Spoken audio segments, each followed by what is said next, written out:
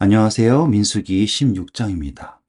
레위의 증손 고핫의 손자 이스할의 아들 고라와 르우벤 자손 엘리압의 아들 다단과 아비람과 벨렛의 아들 온이 당을 짓고 이스라엘 자손 총회에서 택함 받은 자 곧 회중 가운데에서 이름이 있는 지휘관 250명과 함께 일어나서 모세를 거스르니라. 자, 여러분, 한 명, 두 명이 아니라 250명의 의견을 모아서 모세를 지적하면 과연 어떠한 결과가 나올까요?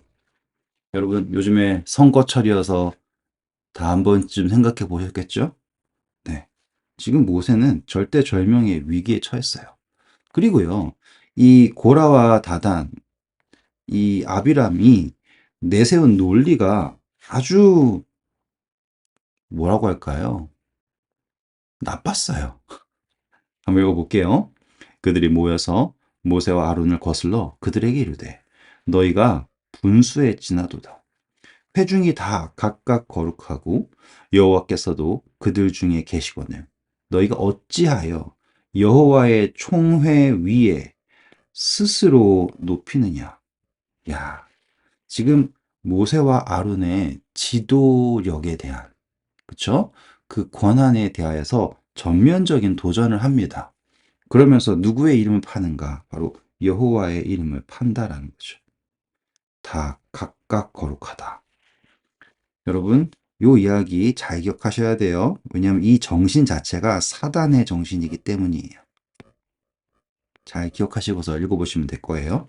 그리고 또 한번 생각하셔야 될 게, 여러분, 눈치채셨을지는 모르지만, 지금 두 번째 6월절 이후로 매 장마다 이스라엘 백성들이 반역하고 있는 거 확인하셨습니까? 매 장마다. 그리고 매 장마다 하나님께서 나타나셔서 그들에게 하나님의 그 어떠함을 보이셨는데 그들이 회개했어요? 안 했죠? 지금 바로 15장에도 안식일에 낙오한 사람들을 돌로 쳐서 죽일 수밖에 없는 상황을 겪었잖아요. 그쵸? 그럼에도 불구하고 이들이 반역을 합니다. 그리고 그 반역에서 누구를 팔아요? 예, 하나님의 이름을 팔아요. 모세가 듣고 엎드렸다가 고라와 그의 모든 무리에게 말하여 이르되 아침에 여호와께서 자기에게 속한 자가 누구인지 거룩한 자가 누구인지 보이시고 그 사람을 자기에게 가까이 나오게 하시되 곧 그가 택하신 자를 자기에게 가까이 나오게 하시리. 이렇게 하라. 너 고라와 내 모든 무리는 향로를 가져다가 내일 여호와 앞에서 그 향로에 불을 담고 그 위에 향을 두라. 그때 여호와께서 택하신 자는 거룩하게 되리라. 자, 택하신 자는 어떻게 된다고요? 거룩하게 된다. 어떻게 거룩하게 될까요? 레위 자손들아, 너희가 너무 분수에 지나치느니라. 모세가 또 고라에게 이르되 너희 레위 자손들아 들으라. 이스라엘의 하나님이 이스라엘 회중에서 너희를 구별하여 자기에게 가까이 하게 하사 여호와의 성막에서 봉사하게 하시며 회중 앞에 서서 그들을 대신하여 섬기게 하심이 너희에게 작은 일이겠느냐 하고서는 모세가 이 고라 자손들에게 호소를 합니다. 맞는 말이죠. 왜냐하면 지금 그들에게 맡겨진 그 직분이 너무나도 귀중한 직분 아닙니까? 그런데 그들이 그 직분 이상의 것을 요구하고 있네요. 그렇죠? 여러분, 유다서 1장밖에 없어요. 유다서 1장 적을게요, 그래도. 1장 6절 보세요. 거기에 보면 자기의 지위를 지키지 아니하고 자기의 처소를 떠난 천사들이라는 표현이 나옵니다. 지금 여기에 고라와 다단의 반역에서 우리가 볼 수 있는 것, 엿볼 수 있는 것은 무엇이냐?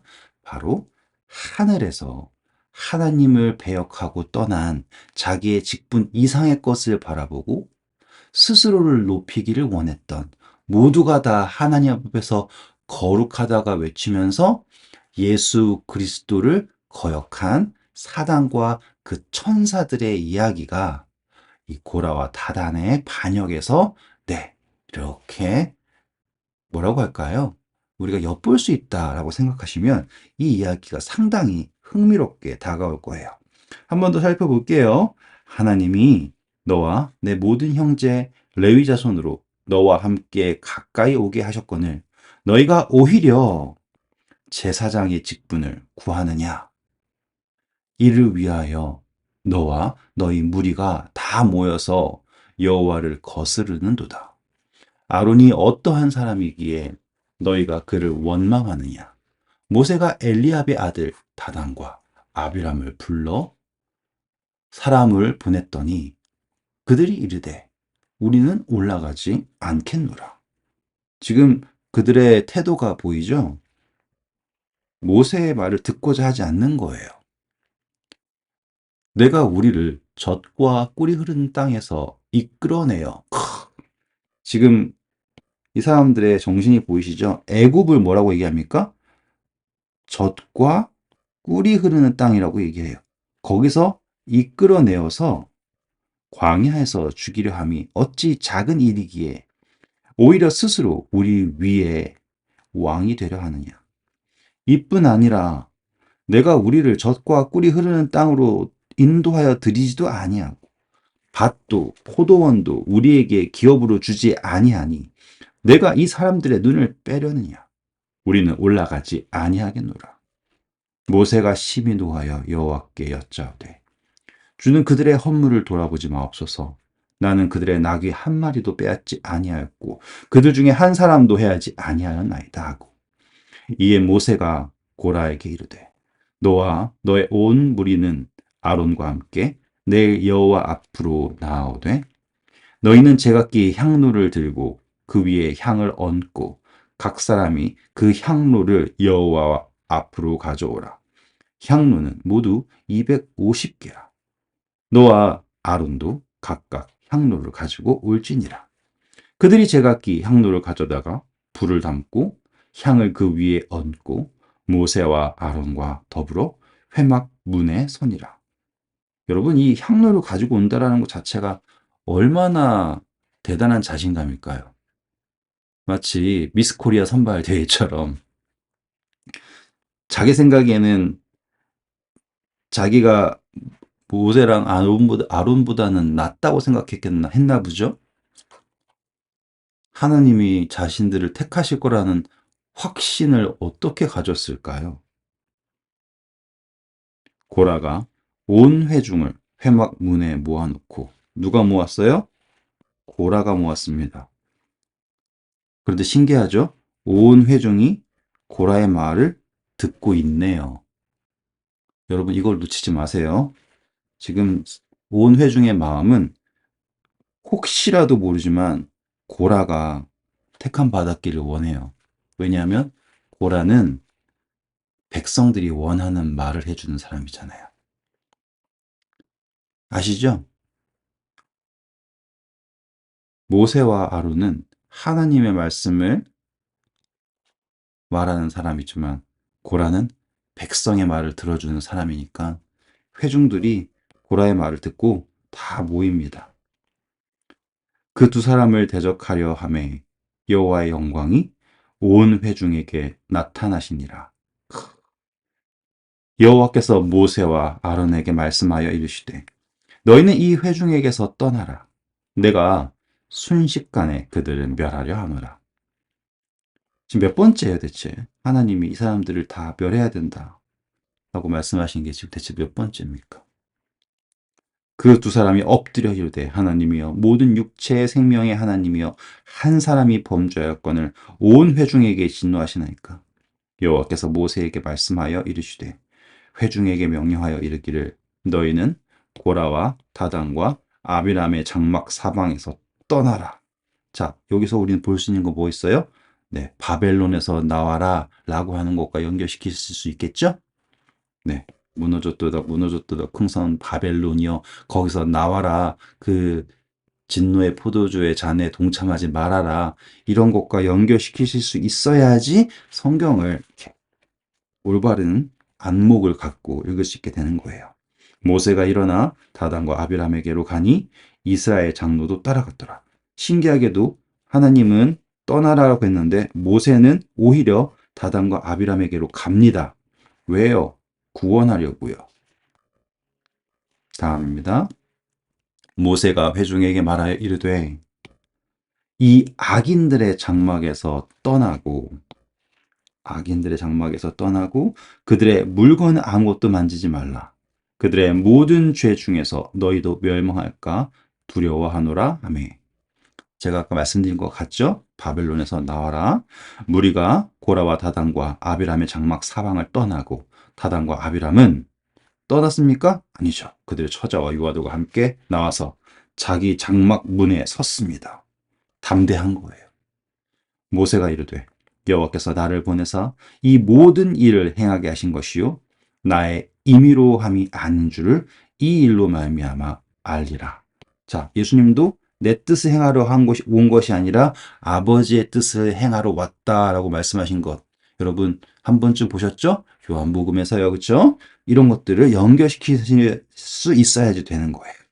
곧 이 사람들의 죽음이 모든 사람과 같고 그들이 당하는 벌이 모든 사람이 당하는 벌과 같으면 여호와께서 나를 보내심이 아니거니와 만일 여호와께서 새 일을 행하사 땅이 입을 열어 이 사람들과 그들의 모든 소유를 삼켜 산채로 스올에 빠지게 하면 이 사람들이 과연 여호와를 멸시한 것인 줄을 너희가 알리라. 그가 이 모든 말을 마치자마자 그들이 섰던 땅 바닥이 갈라지니 땅이 그 입을 열어 그들과 그들의 집과 고라에게 속한 모든 사람과 그들의 재물을 삼킴에 그들과 그의 모든 재물이 산채로 스올에 빠지며 땅이 그 위를 덮으니 그 위에 덮이니 그들이 회중 가운데서 망하니라. 네, 여기서 지진이 나타났네요.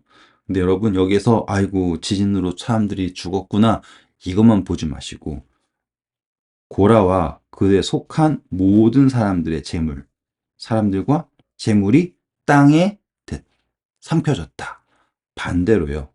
여기에서 우리는 뭘 볼 수 있냐면 또 안식일을 볼 수 있어요. 갑자기 뜬금없이 왜 안식일이냐고요? 맞아요. 왜냐? 우리는 안식일을 지킨다는 것은요. 지금 땅이 입을 열어서 삼켜지는 것과 반대예요. 우리는 너와 내 아내와 내 아들과 내 딸과 내 남종이나 내 여종이나 내 육축이나 내 문에 거한 객이라도 하늘에 속한다. 땅에 삼켜진다? 하나님에게 속한다. 이거 연결시킬 수 있으면 여러분들의 묵상이 유연성을 갖게 되는 것입니다. 반대되는 이야기 속에서 새로운 진리를 발견하는 거겠죠. 그러니 그들이 서 있는 장막이 어느 장막이었어요? 자신들의 장막. 고집을 부린 거죠. 회개하지 않는 고집. 그래서 나중에 족보를 보시면 이 고라 자손들 중에서도요. 그렇죠? 살아남은 사람들이 있어요. 왜 그러냐면 거기에서 떠나라고 했을 때 순종하고 떠난 사람들은 하나님께서 보전해 주셨습니다. 그런데 여기서 고집 부리고 회개하지 않고 금강석처럼 굳은 마음을 가진 사람들은 땅에 속했다라는 것이 증명이 된 장면이었고요. 그렇죠? 그 주위에 있는 온 이스라엘이 그들의 부르짖음을 듣고 도망하여 이르되 땅이 우리도 삼킬까 두렵다 하였고 여호와께로부터 불이 나와서 분향하는 250명을 불살랐더라. 자, 여러분, 이 불살랐다라는 걸 뭐라고 하시는 연락하셨다고 보시면 돼요. 아니, 불타서 죽었는데 왜 연락하셨는가? 아니에요. 불이 왔다라고 하는 것은요, 그게 응답이에요, 응답. 그런데 그 사람이요, 마치 여러분, 알코올 램프가 이렇게 있으면 여기 심지가 알코올에 젖어 있어야지 불이 붙잖아요. 그렇죠? 근데 만약에 심지가 알코올에 적셔져 있지 않으면 심지는 타버립니다. 똑같이 성령의 감동이 없는 사람은, 성령에 적셔져 있지 않은 사람은 성령을 받으면 그것은 능력의 불이 아니고요. 소멸의 불이 되는 것 뿐이에요. 그렇죠? 여호와께서 모세에게 말씀하여 이르시되 너는 제사장 아론의 아들 엘르아셀에게 명령하여 붙는 불 가운데서 향로를 가져다가 그 불을 다른 곳에 쏟으라. 그 향로는 거룩함이니라. 사람들은 범죄하여 그들의 생명을 스스로 해하였거니와 그들이 향로를 여호와 앞에 드렸으므로 보이시죠? 생명을 스스로 해한 거예요. 왜냐하면 자기를 성별하지 스스로 성별하는 거 불가능하잖아요. 그렇죠? 하지만 그들이 향로를 여호와 앞에 드렸으므로 그 향로가 어떻다고요? 거룩하다라고 얘기하고 있잖아요. 제 설명 이해하실 수 있겠죠? 이제 거룩하게 되었나니 그 향로를 쳐서 그 향로들 250개가 되는 향로를 쳐서요. 뭘 하냐? 제단을 싸는 철판을 만들어요. 그러면 이 제단을 그냥 두는 것이 아니라 불타서 죽은 자기가 마치 하나님의 제사장인 양 스스로 높여서 향로를 들고 나왔던 사람들의 그 향로를 쳐서 제단을 쌓는 철판을 만들었어요. 그래서 그것이 이스라엘 자손에게 표가 된다라고 명령하십니다. 묵상할 거리가 참 많죠, 그렇죠? 제사장 엘르아살이 불탄 자들이 드렸던 놋 향로를 가져다가 쳐서 제단을 싸서 노탕료였군요. 이스라엘 자손의 기념물이 되게 하였으니 이는 아론 자손이 아닌 다른 사람은 여호와 앞에 분향하러 가까이 오지 못하게 함이며 또 고라와 그의 무리와 같이 되지 않게 하기 위함이라. 여호와께서 모세를 시켜 그에게 명령하신 대로 하였더라. 이튿날 무섭지 않아요? 이튿날 이러한 일이 있었는데도 불구하고 이스라엘 자손의 온 회중이 모세와 아론을 원망하기 시작합니다. 여러분 상상이 안 되죠? 상식적으로 이해가 안 되잖아요. 그런데 이스라엘 백성들은 그 이튿날 원망하면서 이르되 너희가 여호와의 백성을 죽였도다 하고서요. 이 모세와 아론을 원망을 하는 거예요. 땅이 입을 벌려가지고 죽었는데 회중이 모여 모세와 아론을 칠 때 아시겠죠? 치려한 거 아니에요. 칠 때 회막을 바라본즉 구름이 회막을 덮었고 여호와의 영광이 나타났더라. 모세와 아론이 회막 앞에 이르매 여호와께서 모세에게 말씀하여 이르시되 너희는 이 회중에게서 떠나라. 내가 순식간에 그들을 멸하려 하노라 하시매 그 두 사람이 엎드리니라. 여러분 다시 또 몇 번째입니까 이 말이요. 이에 모세가 아론에게 이르되 너는 향로를 가져다가 제단의 불을 그것에 담고 그 위에 향을 피워 가지고 급히 회중에게로 가서 그들을 위하여 속죄하라. 여호와께서 진노하셨으므로 연병이 시작되었습니다. 그래서 제단에서 향로에 있는 불을 담고서는 아론이 급히 뛰어갑니다. 아론이 모세의 명령을 따라 향로를 가지고 회중에게로 달려간즉 백성 중에 연병이 시작되었는지라. 이에 백성을 위하여 속죄하고 죽은 자와 산 자 사이에 섰을 때 상징적이죠, 그렇죠? 연병이 그치니라. 죽은 자와 산 자 사이에 대제사장 아론이 섰다. 여러분 여기에서 예수 그리스도를 딱 하면은 어떻게 묵상하실 줄 아시겠죠, 그렇죠? 고라의 일로 죽은 자 외에 연병에 죽은 자가 14,700명이었더라. 연병이 그침에 아론이 회막문 모세에게로 돌아오니라. 여러분 이 아론이 모세에게로 돌아오는 이 걸음 어땠을까요? 향로를 들고서 터덜터덜 돌아왔을 그의 발걸음은 어땠을까요? 묵상해 보세요. 그리고 여러분 또 묵상하셔야 될 게 여기 수가 나오죠. 수 14,700명. 이 수가 왜 중요한지 아세요? 민수기는 어떤 책이라고요? 네, 백성의 수를 세는 거예요. 하나님의 백성, 하나님의 군사의 수. 지금 이 14,700명이 하나님을 위하여서 싸우다가 전사했나요? 어떻습니까? 네, 오늘도 수고하셨고요. 좋은 하루 되세요. 감사합니다.